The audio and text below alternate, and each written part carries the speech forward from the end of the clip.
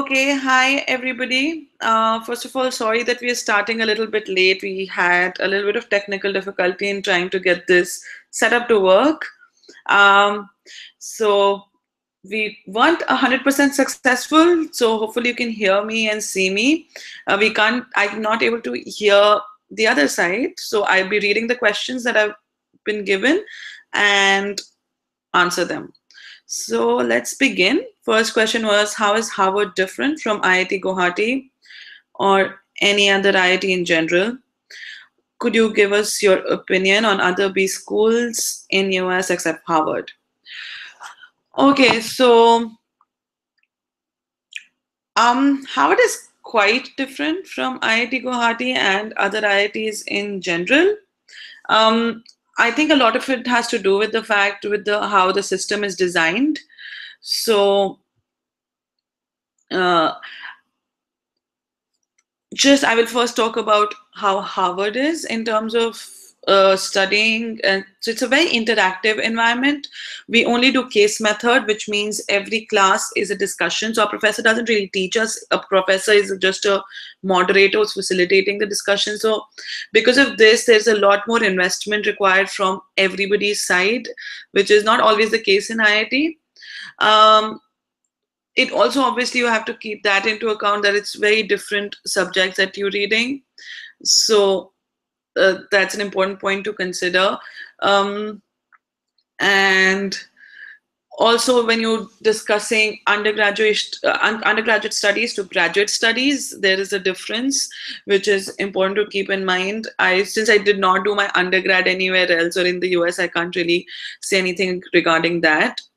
But yeah, there's definitely a difference. And from my friends who did their masters in their masters in different engineering fields, they also always pointed out that there's a lot of difference. I think it's a lot to do with the fact that programs abroad require a lot more commitment from the student side, and it's a very self-driven atmosphere. So you really have to put in work yourself, otherwise you don't really stand a very good chance, to be honest. Then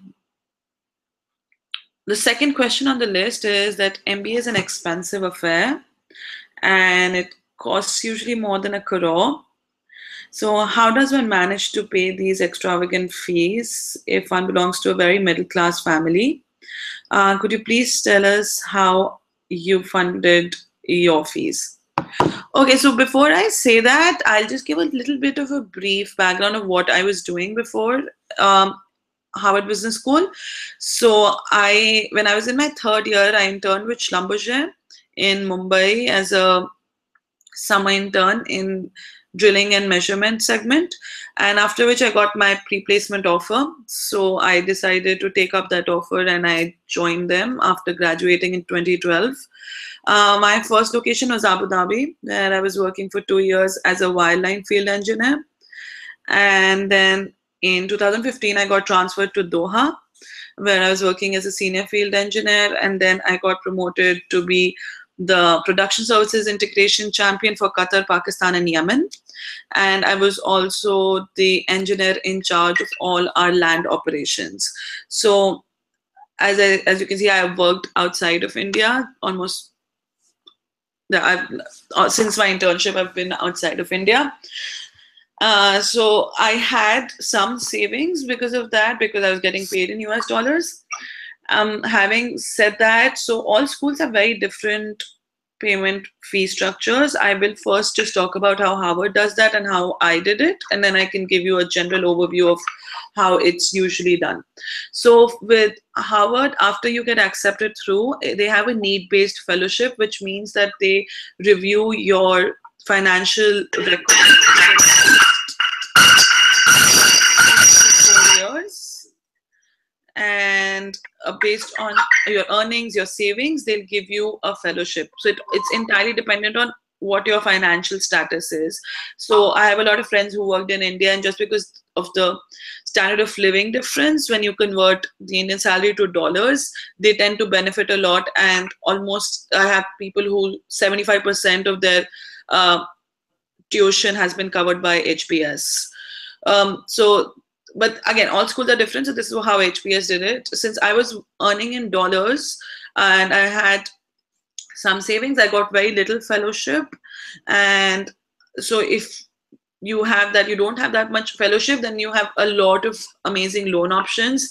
The one that I have taken up is Prodigy, which is there for almost all major education programs, MBAs, MSs, and all big schools outside. So it's fairly straightforward, and you can get it at a pretty low interest rate. There's also a couple of US banks, which if you have a US sponsor, which I didn't, but if you have, then you get them at a very low rate, and depending on the credit score, you can even get it as low as 2 to 3%, which is pretty amazing, because that's like essentially you don't have a loan. You just like paying back your fee in the future. So this is how it works at HBS. For other schools, they have different models. Some schools have merit-based scholarships. Some have very specific different scholarships that you can apply for depending on your profile, where you work, with geography you're from. But overall, if you are interested in doing an MBA, and yes, it's really expensive, especially compared to, say, if I want to compare it to IIT fee, it's a lot more. But it's, yeah, getting a loan is pretty easy, and you have to look at it in terms of a return on investment perspective. So it's a very big investment you're making in yourself and in your future, and then you have to measurement whether it's worth it.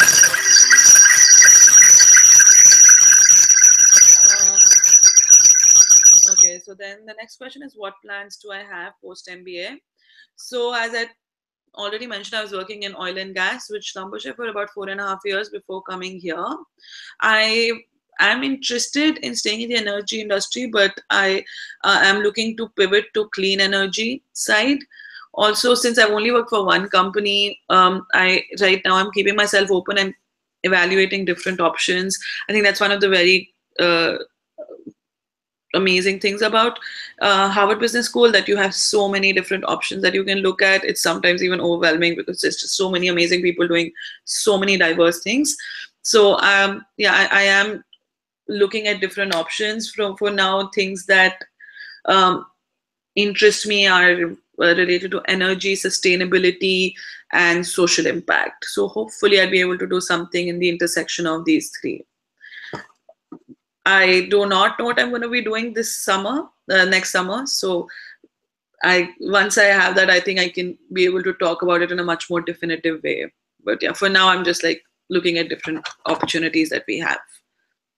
Then you've always been a general contributor to your alma mater back here at IITG. Do you plan to contribute more to your IIT Guwahati family?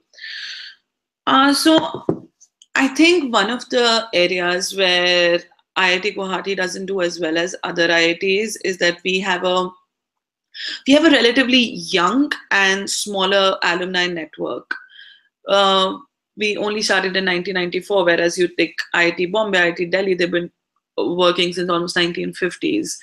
So, and that, I think it will take us some time to realize the importance of that network, and it comes in a lot of different stages. So of course there is endowments that they give. So sorry, are you able to see me? Hang on. Yeah, never mind. So yeah, so first of all, there's endowments that the alumni can give, and that obviously depends on where you are in your life. Right now we are a younger batch of alumni, so it will take us some time to be in a state where we can give a lot healthy contributions. Then second, it comes from your job search, which not probably for your first job, but a lot later in your career, having a good, strong alumni network makes a really significant difference. And then third, it's like just overall support, having people. So I personally think that we have a lot of catching up to do, and it can only happen when, as someone on the outside, as an alum, you really care about doing things. So I would try my best to be as involved as I can be. I think there are a lot of areas where we can improve, and we would definitely be working on. I mean, I try whatever I can. Obviously, I cannot make any financial contributions because I'm under a lot of debt right now. Hopefully, after I graduate from HBS, it'll be a different story. But yeah, no, I would love. I feel very indebted to IIT Guwahati and helping me get where I am. I had wonderful 4 years, and I think most of us, I'm sure all of you do as well, and all my friends, like we have a very strong, deep personal connection with the institute. So uh, whenever if we given a platform or whatever be the option, we really want to be as involved as we can be. Then, would you like to share some experiences or motivation that drove you to pursue an MBA? So, I am a little bit of an exception to the rule in a way because I did not think I would be doing an MBA after graduating from IIT. I was actually very against doing an MBA because I was in an engineering role and I really enjoyed my job. I think maybe for those who do not know, about 2 years ago, the oil downturn started. So the oil prices fell from almost 120 to or as low as 30, which was really that was really hard for the industry. And I think amongst all of that, seeing the full oil and gas industry cope up with the recession and the layoffs that were happening, cost cutting, I think I just started thinking more seriously about what I want to do long term. And one of the questions I had was, do I see myself here at Schlumberger in the next 5 or 10 years? And I think I started realizing that I don't want to be in oil and gas for that long. And then it came to, what do I want to do next? And I always wanted to apply for a master's, but since I got an offer, that didn't happen. And then I started revisiting if I want to do an MS first. And I realized that probably would not be the best fit because I was working in petroleum, and the whole idea of me doing something is to step away from petroleum. And then I did civil engineering, which was another thing that I hadn't been in touch with since college. So I didn't know if I wanted to go back to that. So I think it was a lot of elimination of options that got me into finally considering doing an MBA for real. And that's how I decided last year that I wanted to do, I wanted to apply to business schools, and then it started on from there. And it's a really long process, which I will get into soon. But again, I am definitely the exception to this rule. There are people who know that they want to do it from the start, and then they plan their careers according to that. And there are people who mid-career think, evaluate their options, and then they decide. And either approaches are fine. I've met people who from both ends of the spectrum. So yeah, it really depends on what your personal choices is, where you see yourself. And I think that's a question that we don't ask ourselves as much as we can. Okay, so all right. The next question here is, would you like to give any suggestions or share some life-changing experiences within the IIT Guwahati, with the IIT Guwahati students? Sure, absolutely. So, okay, I really have to say that I loved my time at IIT. And I obviously will have a very strong personal bias because my husband is from IIT Guwahati, and I met him when I was studying there. My closest friends are from IIT Guwahati, so I will just make that declaration that, okay, just keep into account that I am very biased towards IIT Guwahati, but I think I personally had a really, really amazing time there. It's just amazing how many opportunities IITs in general can provide, and so does IIT Guwahati. I think we're at a very interesting stage because we're not a very young IIT. It's not like we're just starting off. We have all the infrastructure, but we're not very old as well. So we're in this really nice sweet spot where you will not really become very redundant by doing the same thing repeatedly, but you're also so you're fresh enough and you're also old enough. So it's a really nice sweet spot, and that gives exposure to so many activities and opportunities. For me, when I was studying, I was very, as a person, I need to have a lot of different things going on in life, because otherwise I become very cranky.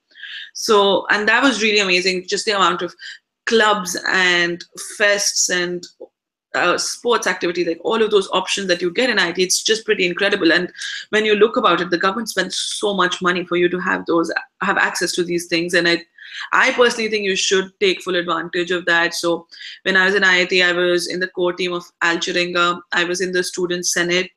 I was in basketball. In my final year, I was the captain of the basketball team, and we won a silver medal in Inter-IIT 2011. No, 2011, sorry. Yeah, 2011.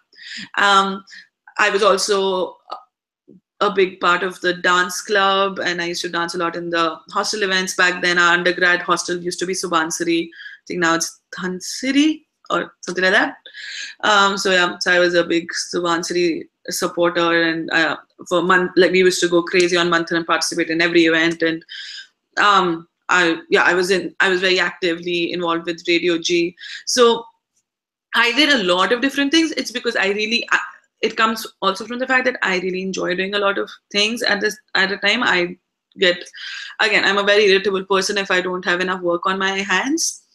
But having said that, I think all of these opportunities, when you get to work with so many different people in so many different teams and explore your interests, it's really valuable, because it helps build up your personality.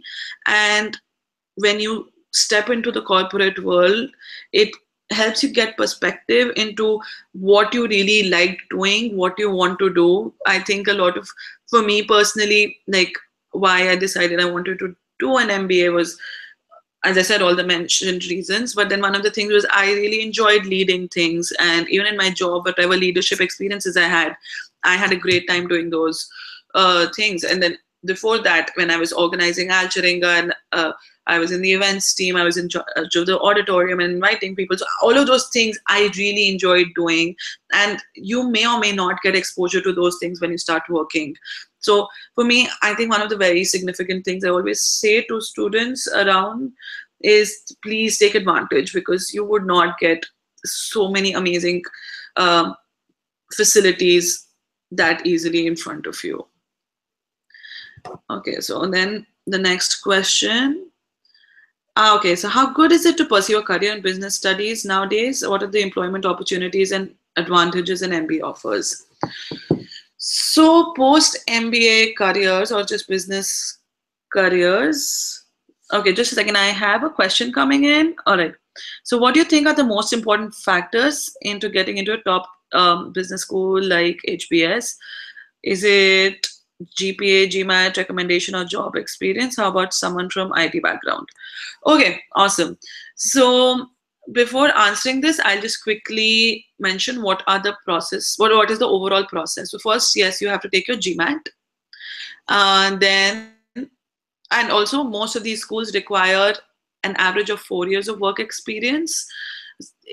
The range, what I have seen, and you can also look it up and on class profiles of different schools that you're interested in. So the range of work experience usually tends from like 3 to 7, but usually there's like 4 is a good sweet spot to apply. So then after that, you need your GMAT score. Your GMAT score is valid for 5 years, and as an Indian engineer, you need to make sure that you do well, because the average for Indian is pretty high up. Then after doing that, all of these schools have different essay questions. So you need to write those, and it depends on which school you're applying to. So for HBS, the question when I applied was, tell us anything you want to tell us about yourself, which is not there in the application. So it's a very broad-ended question. Then when I applied for Stanford, it was why Stanford and what matters most to you and why. So it really depends. Every school has a different structure and what they look for. I believe Booth is very interesting, that they have a lot of photos. And you have to pick a photo that you relate to most, and then you have to write an essay of why. So it's a little different from what we're used to, but it's pretty interesting, and it makes you introspect about what you want to do. Then a very important element of your application is your recommendations, and I think a lot of people tend to not give it strong importance, which is really wrong, because this probably is, if not the most, like really important part of your application. So you need to get 2 letters of recommendation on an average for most schools. And it has to be someone who was your direct supervisor, someone who supervised you. It can be someone from a client capacity also. And they say you can have a peer or a subordinate write your recommendation, but it's better if it's someone who has supervised you and you've closely worked with. Now this is really important because a lot of what you've done in your work can be highlighted when someone is corroborating your story. So you have someone who is actually saying that yes, all of this was right, and this is whoever XYZ is top 1 percentile person I've worked with, or among a lot of different things. So it comes this, and then you have an overall application, which is, again, it changes school to school. But in the overall application, you'll have different questions about your work experience, what were your responsibilities. So basically in depth of everything that you have done, so that they know everything about you from your college till that particular point that you're applying. Then in terms of job experience, so what they look for, it's very hard to categorize what exactly they look for, because all the schools really emphasize a lot on making a very diverse class, which means they want people from all kinds of backgrounds. So just taking my class for an example, so like we have about 40% international students. We have people from consulting, from investment banking, from NGOs, social nonprofits. Then we have people from IT, different engineering, manufacturing. There are people from arts background. So they want a very diverse group of people. So it's really hard to pinpoint exactly what they're looking for, but they do want someone who's shown consistent leadership behavior. Now, what that means is that when you start working, you are taking on responsibilities, you're doing better than your peers, you're putting in a lot of effort into whatever interests you, and you're very self-driven. So, so that is like the broad thing that I'm looking for. Having said that, so as someone from an IT background, so now a lot of people from IITs tend to work in IT after that. It is a little tricky because it's just a lot of us who apply. So you need to really work hard to differentiate your application from other people. So one thing which is very important according to me, again, this is my personal opinion, so just bear that in mind, but in my opinion, GMAT is a very important part of the application. So a GMAT will not get you into any school, but it's more of a, if you don't have a good GMAT, they will reject you right there and won't read your application. So you need to have a 740 or a 750 GMAT score to be safe that yes, you will not be rejected on GMAT and they will read your application. And then they get to your application and then it's a different thing. But yeah, so this is, and I think this is again one thing that there's a very common misconception that if you have a high GMAT score, you'll get through any school. That is not true. A GMAT does not get you into any school. A GMAT is just it's just going to help you not be rejected. That's it. I hope you guys can see the difference. Then other than that, yes, you have to put in a lot of effort. You have to put in a lot of effort to distinguish yourself from other people. This just means I think in my opinion, that means that you do whatever you're really passionate about and you give your 110% into whatever you're doing. And as long as you're doing that and you're not just following into a pattern and doing an average mediocre job, you stand a good chance. Also, from what I've seen, all the Indians that I have around me, a lot of us have very significant international experience. So that they really tend to look pretty strongly for that these days. Again, it's not a make or break, and I wouldn't say like all of you just go outside and work, but it's just good to know that if there is an opportunity, it does come with certain benefits based on that. And then I can't say much more about having an IT background, unfortunately, since I didn't have one. If there's someone who can just who wants to know more, you can connect with me, and I'll try to link you with people who did do IT before and are doing and are in business schools. I have a couple of friends with that background, so I think they'll be able to give a much better perspective of what is required and what should be done. So I'll move on to the next question. Sorry, just give me a second. Okay, yeah, so the career opportunities after an MBA. So you can divide that into a number of groups. Number one, you'll have the completely business-oriented profiles. So that would be your finance profiles, private equity, investment banking. So this is like broadly you have the finance opportunities, which you can do before and after also, but then obviously after MBA, a lot of people tend to do that. Then you have your consulting, which is again pretty big over here. A lot of people come with consulting backgrounds and are actively recruiting for consulting. Then it comes, you want to do, then you can, so these are like completely business specific roles. Then coming to different industries, you can actually, so it's a really wide, everything is open. You can go to any industry you want, to be honest, after an MBA, because of the skills you'll be acquiring. And there are a lot of functions you can work in, and these functions are there in almost all industries.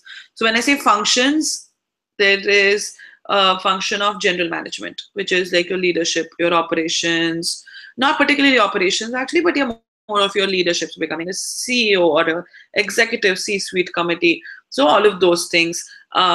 So there are these roles. So if you're interested in general management, then you have marketing. That is if you're interested in that kind of career path. Again, all big companies have a marketing team, and all industries need marketing. Then you have operations roles, which have to do with day-to-day management, supply chain management, designing processes of so now designing processes are like, it could be on so many different levels. It could be designing a factory, or it could be just streamlining an online process or a people's team. So it's basically you're designing your day-to-day operations, which a lot of people find very exciting. I personally really like operations. Then you have finance. Now every company will have their own finance team, their own accounting teams. So the opportunities are really, really wide. It depends on what you personally have interest in, which industry you want to target, and then which function suits you and interests you the most. Now, the next question, what is the process to apply for MS in foreign schools and universities? Then what are the various sources where we can get updated information? So since I didn't apply for an MS, I don't know much about MS. Unfortunately, I have friends who did MS. And again, I feel it won't be really nice if I talk about MS, because it won't be the best source of information.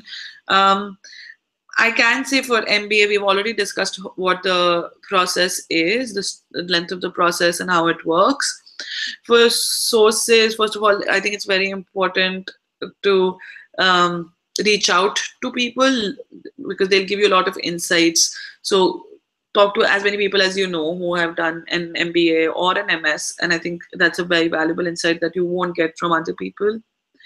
Then for MBA, I can give you the sources. So there are a lot of websites that you can go to. Now, it depends. I think if you're looking for your preliminary information just to get a weight of how things are, these websites are okay. So they're like GMAT Club, Poets and Quants, and a couple of others. But So it's okay for initial information. I would say once you have decided you want to apply and you're applying, don't really go to them, because then there's just too much going on and it's very distracting. And anyhow, the process is really stressful. So you don't want to be getting more stressed by seeing what random people are talking about. Then you can also work with consultants, which I did. And for me personally, it is very helpful. So there are a lot of consultants who work for MBA applications. You have a few of them in India. You have few based out of the US. I worked with a guy who's based out of the US who was a lot of help for me. Again, there are a lot of people who do not use consultants and are completely comfortable, and it's great for them. I knew that it's a very different process, and I was coming from a non-traditional um, background, so I needed some direction, and that's why I chose to work with him. And for most of these consultants, you can just like look them up online, and just you can hold free consultations with all of them for half an hour or 1 hour. So that's a very good starting point. So you can like schedule them with like 5-6 consultants. This will give you good resources you need, clear out whatever questions you have, help you decide whether or not you need a consultant, and if you do think you want to hire someone, who do you want? Because a fit is also very important in this thing, that you want to work with someone who you will gel with and who will amplify your working style. So, and that varies from person to person. Like my consultant is very in your face, a very non-BS kind of a guy, which I thought I really needed, because I sometimes tend to get laid back about these things. So I would just like, so I thought he is nice to give me a push. Then I have a friend, she wanted someone who's like more cheery and motivating, because that's the environment she functions best in. So again, there's like no right or wrong answer in this. It depends on what works the best for you. And if you decide not to work with a consultant, it's completely okay. A lot of people don't work with consultants, and there's nothing wrong with that. Anything else? Let me see for the sources. Then for the GMAT preparation, I can give you the broad thing of how I did my GMAT preparation. And then again, everyone has different working styles. So you have to find out what works the best for you, and everyone will give you different pieces of advice. None of them are right or wrong. It really depends on what you think works best with you. So first of all, I would say like I made a mistake of taking GMAT last year, and it's because when I was in undergrad, when I was in IIT, I just never considered MBA. But if you are considering that, please take it while you're in IIT, because you will have so much more time to give into preparation than someone, because once you start working, it's really hard to take out time from all of these things. So yeah, I would very strongly encourage that if it's something that you potentially see yourself doing, please try to take it in IIT itself and get it done with. And plus, you're already in the habit of studying. Like once you start working and going back to studying, it's a little rough transition to make initially. So you have these official GMAT books, which is on the website, and I strongly recommend that you follow them, because those are the questions that are closest to what you're gonna get. So it's really nice that you go through them. Like, and there are a lot of questions there. So I basically just focused on that material. So you have two parts of it. You have maths, which is the quant, and then you have English, which is the verbal. So the quant also is so it's regular maths, which we are used to, but it's kind of, they try to trick it up, and every question will have like some trick answer. So for quant, I would say that a lot of it is just practice, because you want to know what loopholes they usually tend to give in and not fall into that. So it's easy math, but it gets tricky. So you need to practice. For English, I never enjoyed studying English, so I really hated English studying for it, verbal part. So you have sentence correction, you have comprehension, and you have critical reasoning. So for the theory of these, for me, I used Manhattan books, which were really helpful, especially for sentence correction. I think Manhattan has like these rules. You read that and you just practice, and you'll be able to do that. Like a lot of this is just practice, but I think Manhattan gives a lot of very good directions, very specific directions of how sentence correction has to be looked at. Then for critical reasoning and comprehension, they're kind of similar, because the questions are of a similar theme. For critical reasoning, again, I was just doing the book and I was not doing very well, and then I went back and read the theory in Manhattan books, which really again cleared up things for me, and then I kept on practicing. And then towards the end, after I was done with all the official GMAT material, I I had a friend who sent me these 700 to 800 higher difficulty level questions, which I just later went through to get an idea. And I think those were really helpful for me, just to clear out like how to approach the tough questions and make your own personal strategy. Then the practice tests. So you have a lot of practice tests. There's a lot of different companies that do it. So you have Manhattan, you have Kaplan. There are a few more which I can't remember. I actually did not do those tests. So I primarily focused only on the official GMAT prep tests. So you get two practice tests and one diagnostic test. So the diagnostic test you can take before you start your preparation. So you know which are the areas you need to focus on. Then you have two practice tests, which are not enough, but you can buy 3 or 4 more. So I think in total you will have like some 5-6 practice tests, which are since this is like the official questions, I really enjoy. I think they're more relevant because they've properly vetted out questions, so there won't be any mistakes, and the difficulty level is exactly what you will get in your exam. So that's why I just stuck to doing these tests. Again, it varies from person to person. I have people who very strongly believed in Kaplan, and they thought they benefited a lot from that, and that's completely okay. So I did want to have like a lot of different information. I wanted to streamline my process because I knew I have lesser time to give it. So that's why I just stuck to the official material and theory from different sources. Again, for your GMAT prep, but then once you really decided, I would say like talk to like a bunch of people, a couple of people who have taken the test. So then they can give you their perspectives, and then you can see what you think will work best for you. So like just don't blindly follow whatever any one person is saying. Because again, as I said, everyone has different working styles. Then I think I briefly covered this question already, which is basically what guidance would you like to give to manage your time between sports, academics, and co-curricular activities. So I did touch upon how I feel like co-curricular activities are really important. And it's just once you start working, I think that's when you really realize how you no longer have access to a basketball court or a dance club or a dance studio. So I think once you start working, all of these importance come a lot stronger to you than when you are in there.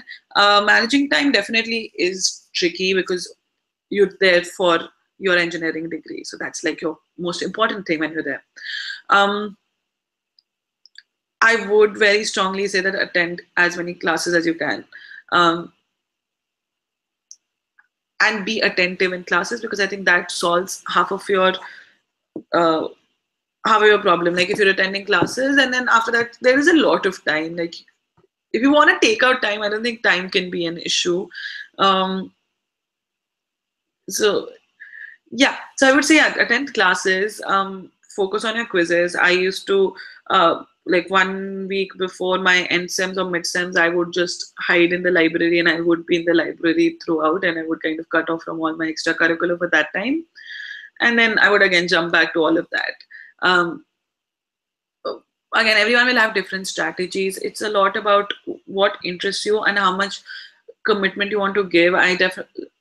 I think it's very important to inherently have that in your head, that whatever you're taking up, you want to give it 100% commitment. And once you have that, then managing time and getting your priorities, it's not very hard. So, you know, if you have a test coming, then your priorities would jump in a way that your CADs are on top. Or if you have, so for example, Alcher is like, it's January and Alcher is just a couple of weeks away, then you kind of go like, okay, what do I do? Do I go to class or do I do some Alcher work? And again, I won't say there's a right answer to that. It's up to you and it's up to your priorities.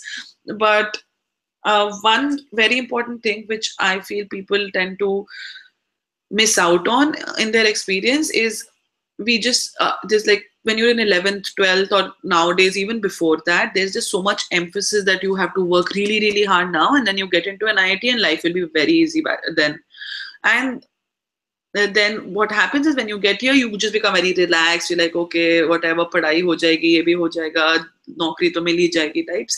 So I think that whole attitude is very problematic, because life will never get easier. So you can say like, okay, after 12th you get to IIT, life will be easier. No, it won't. Once you start a job, no, it won't. After a job, you want to do whatever now.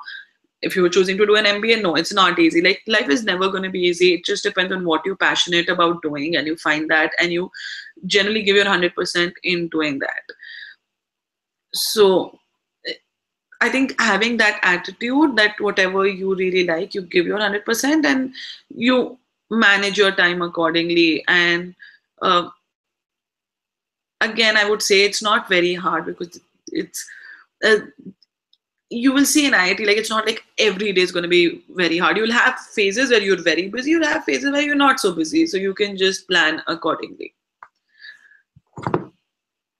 Then again, this I briefly touched upon, how to prepare for the entrance exam, which I talked about the GMAT preparation and what I did. Okay, and wait just a second. Okay, so this we've already talked about. There's a question coming in from, I think, the live question.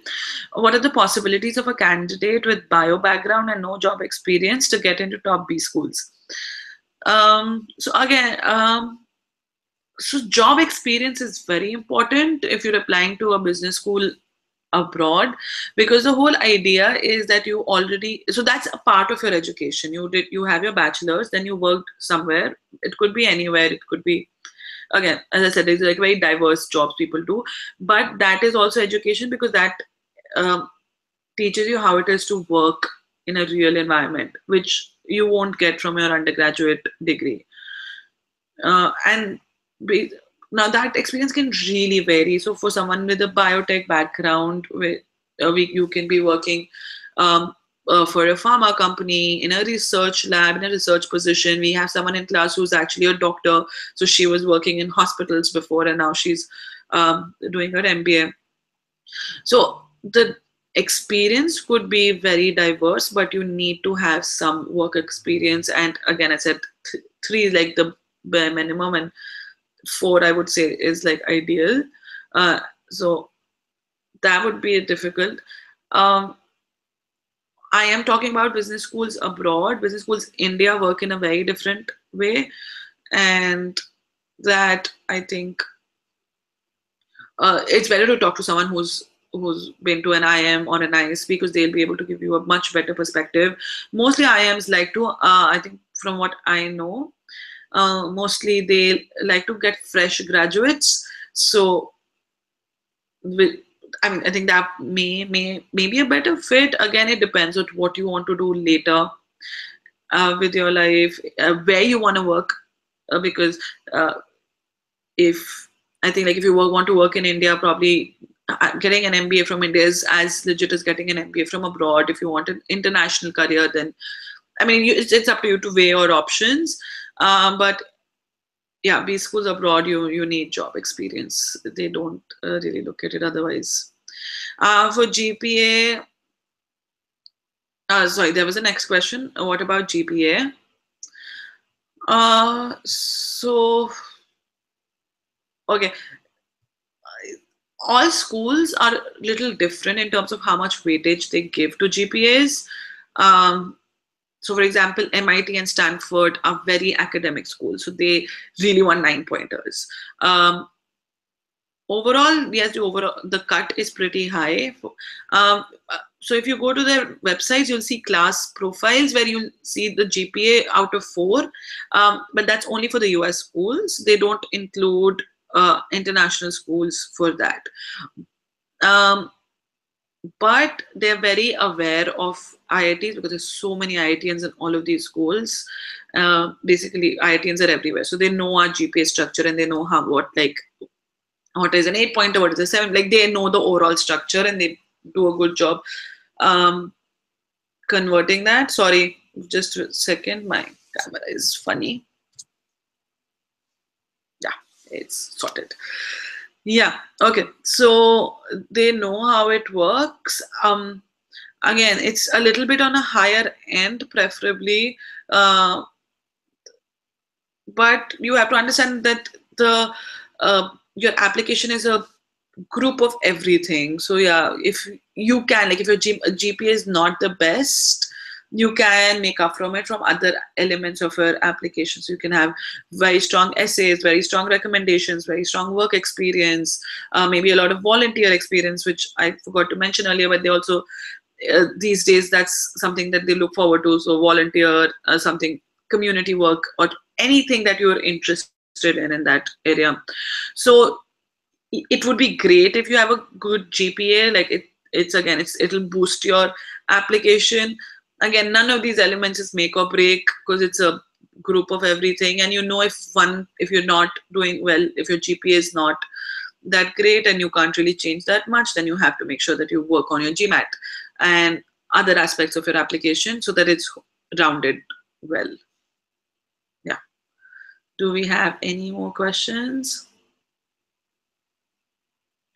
So unlike your journey where you had no plans for an MBA, for someone who aims for one, is it wise to plan out the entire work experience for 4 to 5 years after graduation? If yes, how to do so? So in my opinion, I may not be the best person to advise this. I think I can't really say like what jobs you should pick and stuff like that. I would say if this is something that you clearly want to do, you have to make sure that you whatever job you take, you're doing really well over there. You're doing better than all your peers. You're getting promotions and getting more responsibilities at work. So responsibilities could be getting more P&L responsibilities, that's like profit and loss, that you get taking care of the money of a business, or you are growing and leading teams. Mostly two are interconnected and you would be leading teams if you're doing well.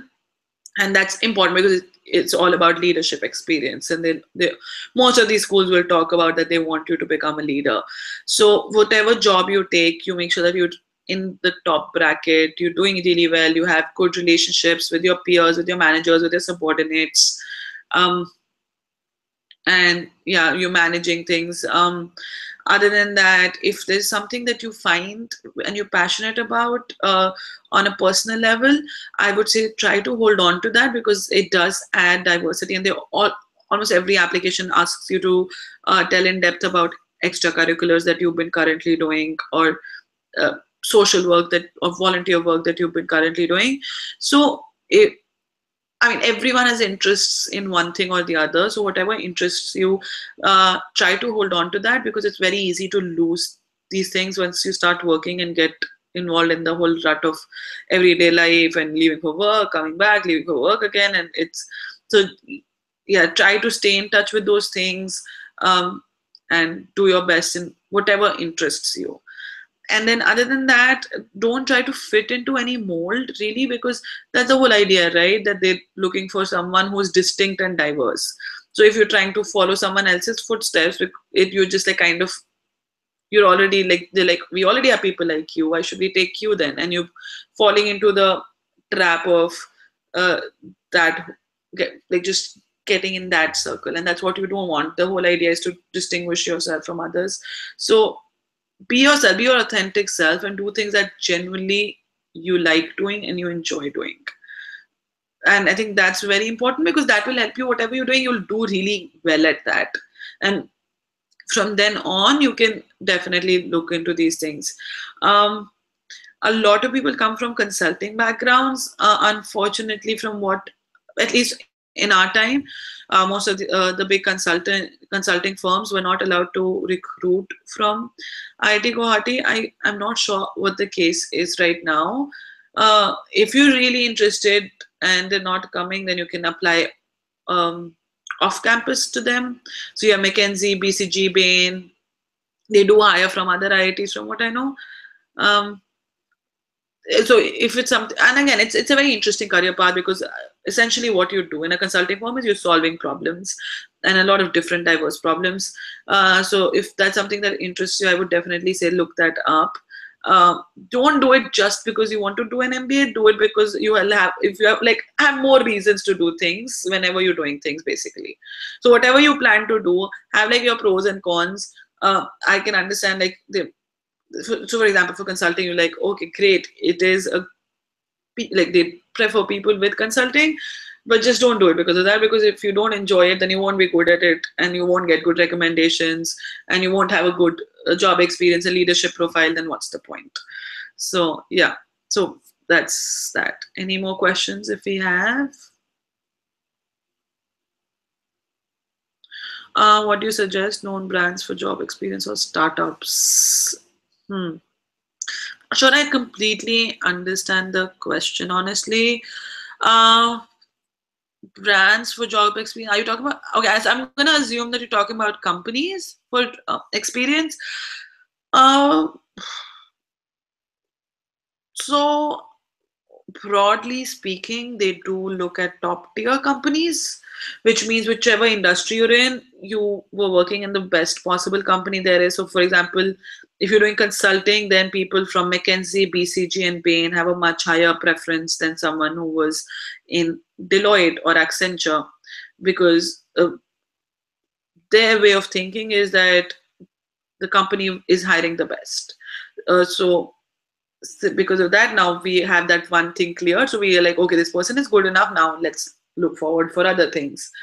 Um, this doesn't mean that someone from a Deloitte or Accenture would not get selected. It just means that then their other parts of their application have to be very strong. Um, Same goes with any other. So companies that are leading in whatever field or industry they're in, um, preferably have a global presence or definitely a strong national presence. That helps. Then startups, that's actually a very excellent point. Sorry, I didn't bring it up yet. So startups, um, most of these schools are really big on entrepreneurship right now, some more than other. But they're motivating people, and they're looking for people who have a startup background. So in my section, so HBS, we have like 900 students in one batch, and then we have 10 sections. So each section they're 90, and most of my personal like closest interaction happens with my section, because I'm with them like every day for every class. So in my section, we have a lot of people who had startups before. And again, if startups is something that interests you, it's an incredible thing to do. My husband is from a startup background.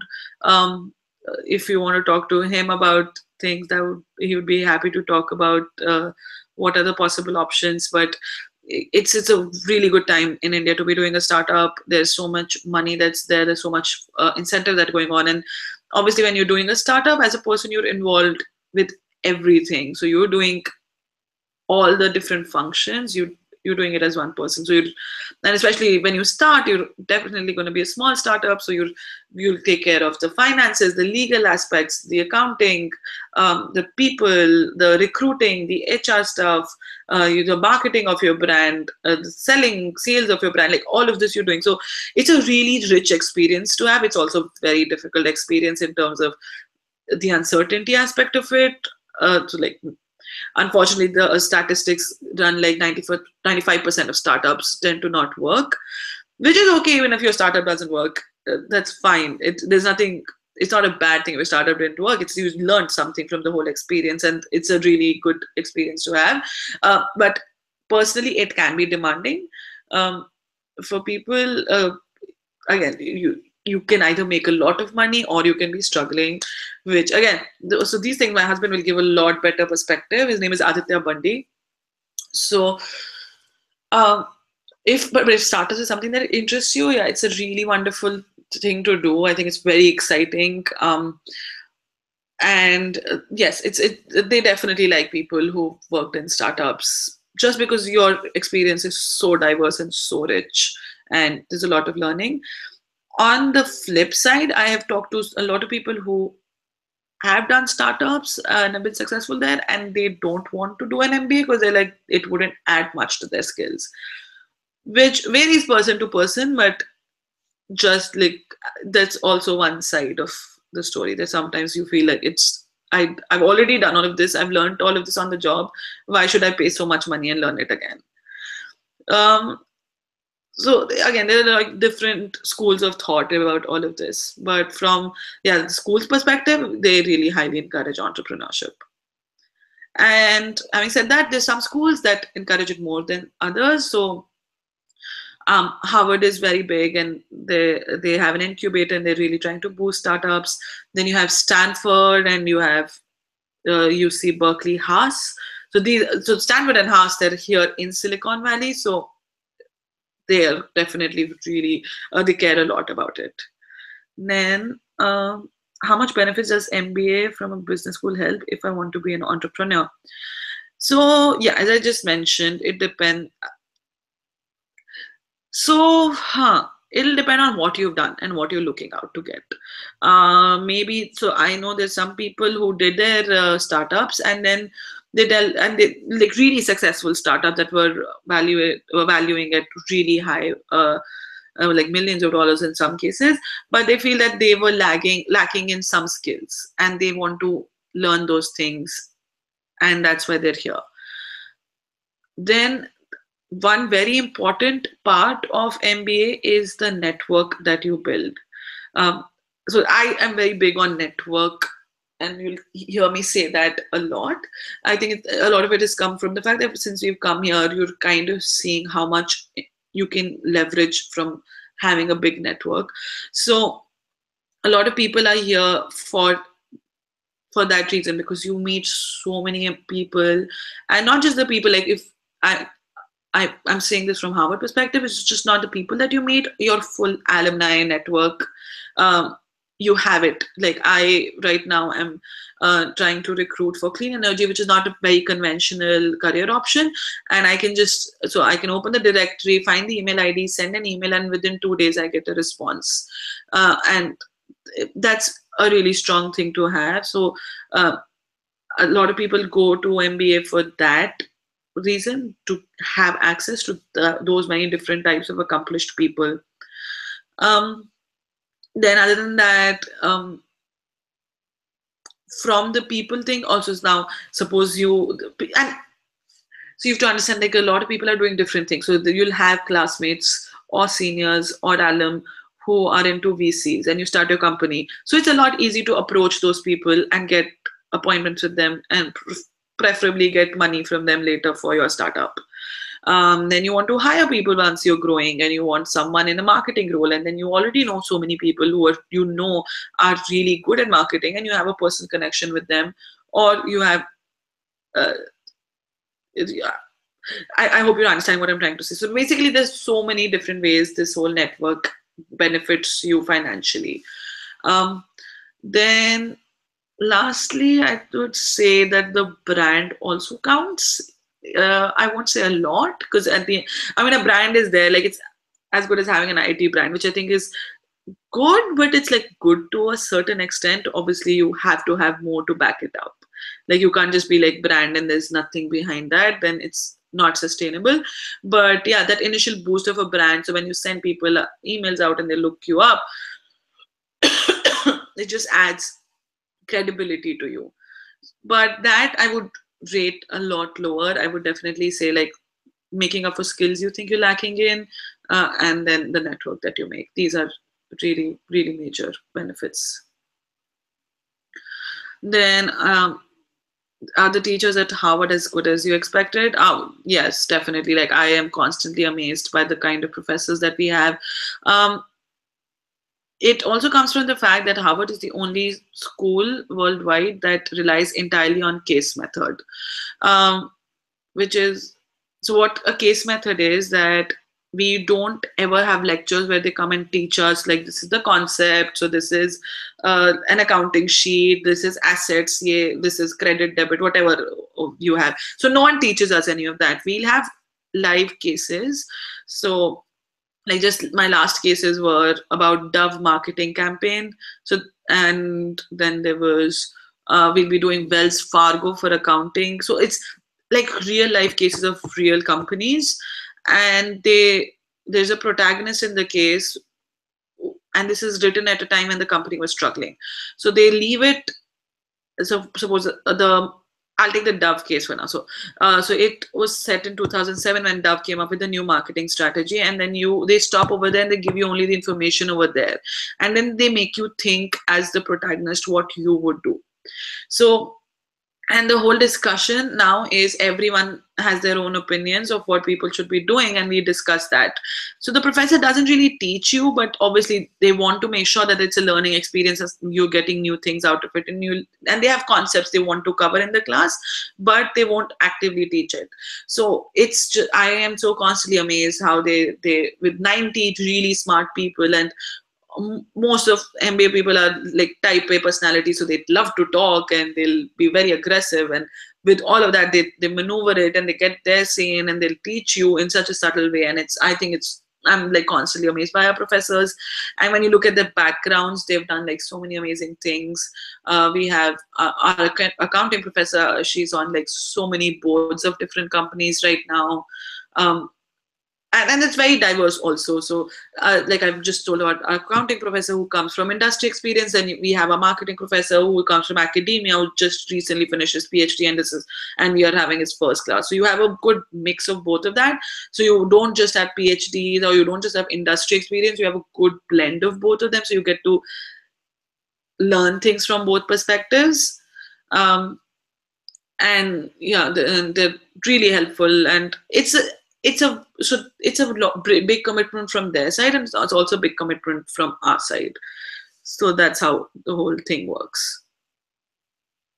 Then, how do they grade people in Harvard? Okay, so the grading in most big business schools, there's a non-grade disclosure policy. So whoever, like your potential recruiters, they cannot ask you for your grades in your business school, in your undergrad, or even your GMAT score. So most of the big business schools follow this policy. Harvard follows it as well, which means that our grades don't mean anything. So we have 4 grades, 1, 2, 3, 4. 1 is the highest, 2 is like middle, 3 is needs development, 4th is very rare. Apparently they don't really send it out. It's like you really need to screw things up to get 4. Like you have to work hard to get a 4. So, and in the 1, 2, 3, it's like top 10% are 1, then and bottom 10% are 3. So 80% of your class will get 2.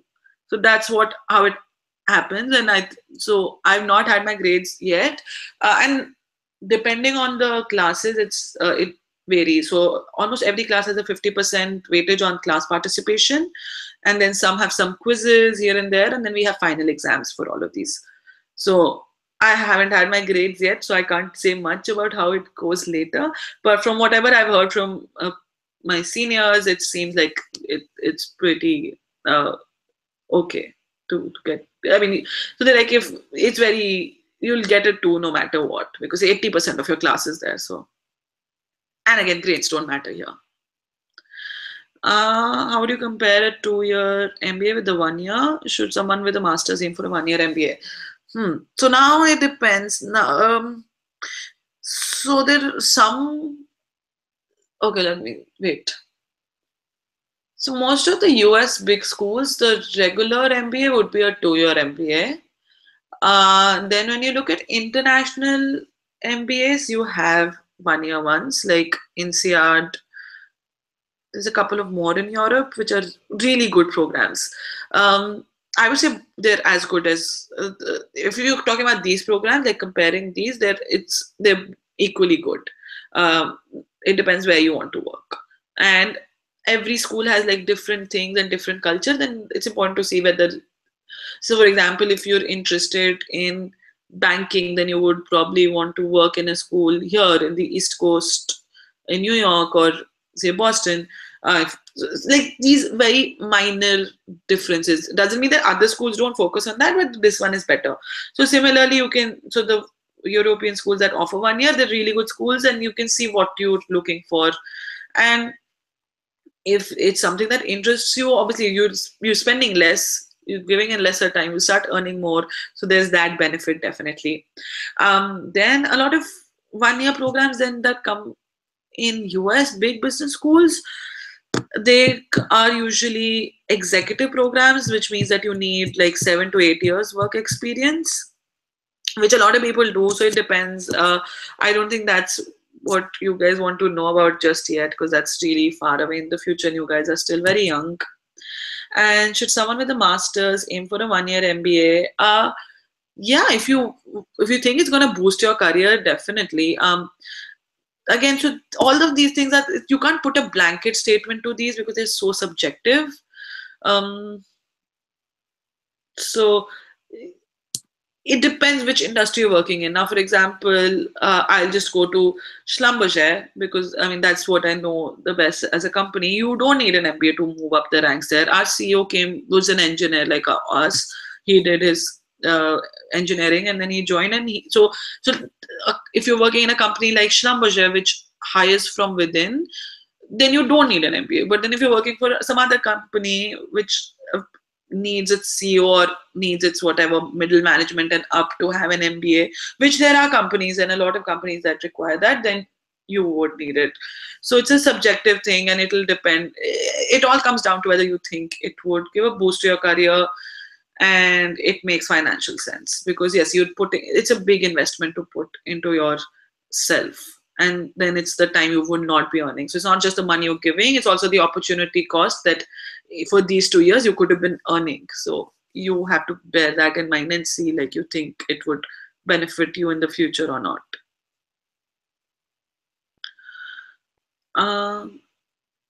So the next question is, how much does the top B schools value entrepreneurship experience over WorkX and big corporates? I don't think they'd compare the two. Like again, as I said, they hire very diverse people, so it's equally important. Like they want people from big corporations as much as they want people from entrepreneurship background. So, and the thing is, when I think one very important thing to remember is when you're applying, your competition, like my competition when I was applying, is not a person who has a consulting background, because they want a person from the consulting background. They also want a person with an oil and gas background. Then they also want a person with a non-profit background.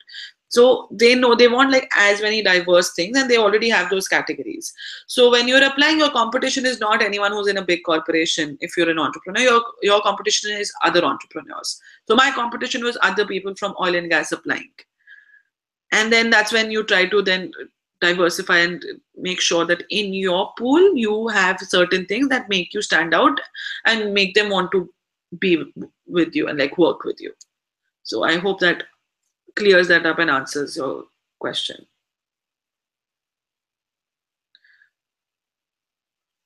Okay, I'm not sure if we have. Okay, I'll just wait. Maybe we're getting more questions.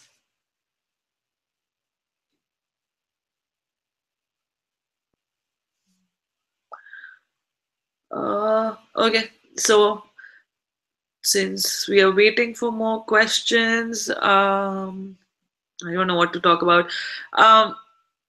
Okay, now that we have time, there's one very interesting project that we're working with. So I'm working with Sale on this, and Mehul has helped us a lot for that.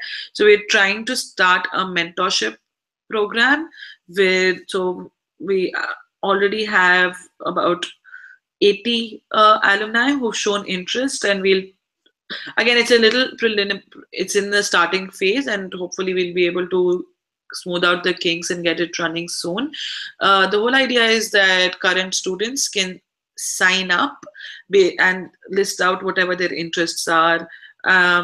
So broadly, we for now have 4 categories of alums. So you have people who did business school abroad, people who did business school in India, then you have people who did MS or PhDs abroad, and then you have people giving general career advice. And so you can sign up, put in your preferences, and we can match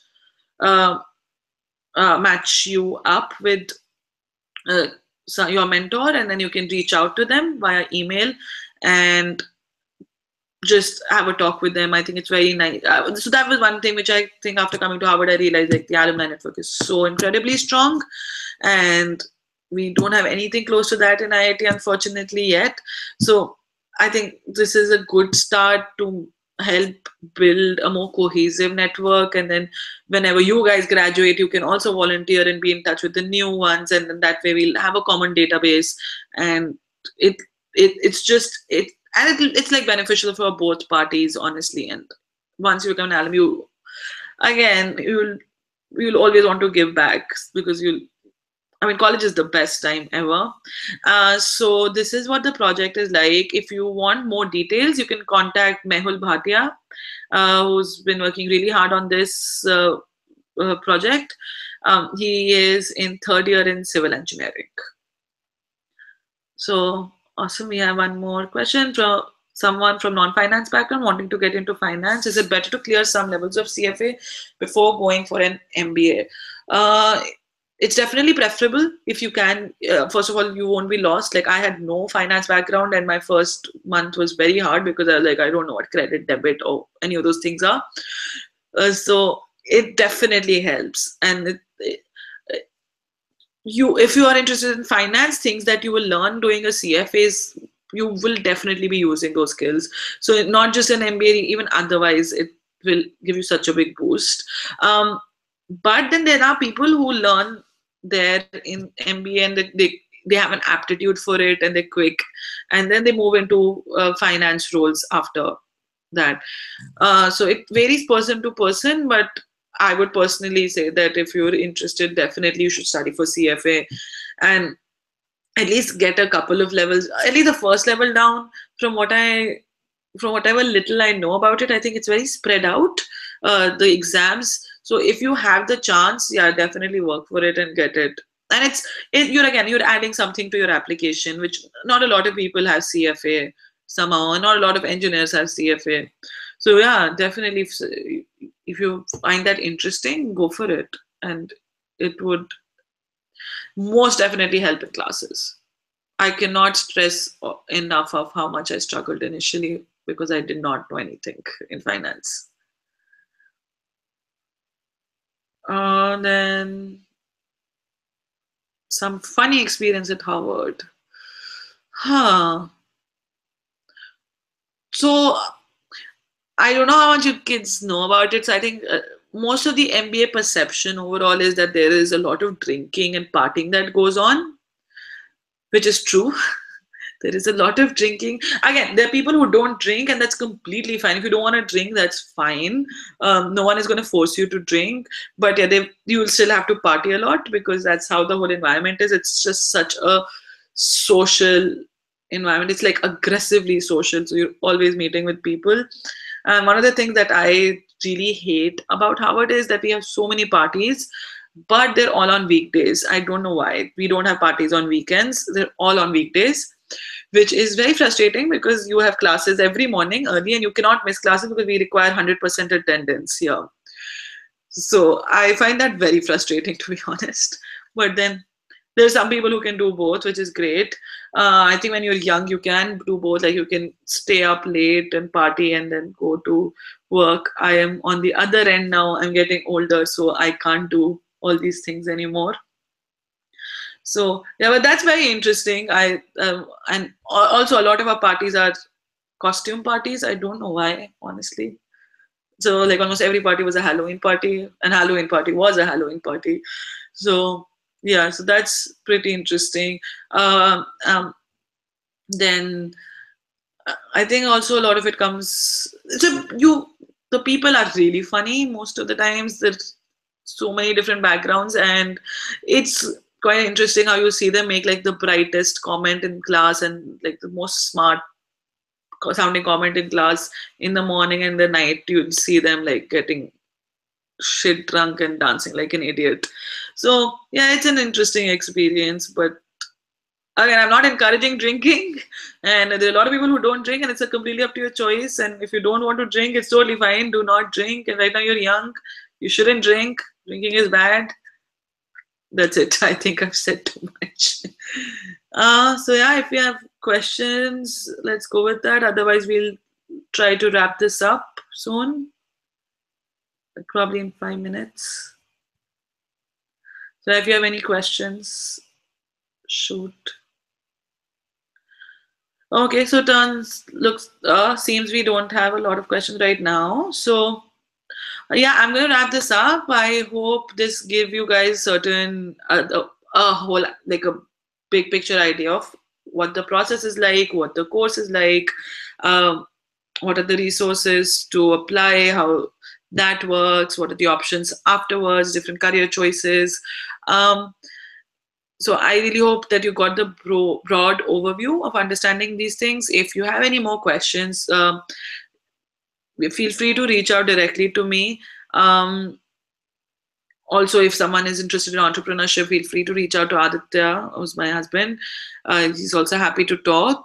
Just one small thing to keep in mind: since both of us are working, like I'm studying when he's working, or just in general, when you reach out to any alum, so our time is like quite most of the time we're very busy, so we'll try our best to respond as early as we can, and I can assure you I'll definitely reply. I'll make sure I reply to everyone. If I don't, just drop me a message again. It just means that it slipped my mind. Doesn't mean that I don't want to react. But just be a little patient. I may take some time to get back to you. And yeah, good luck with everything. And I think your NSEMs are coming. So yeah, have fun with that. And thank you so much to the SAIL team for helping organize this. And uh, I'm having a really great time working with them. As I said, the mentorship program, they have been working relentlessly hard to get this up and running. And um, I hope that we're able to launch this really soon. And I'm sure you guys will uh, really enjoy that.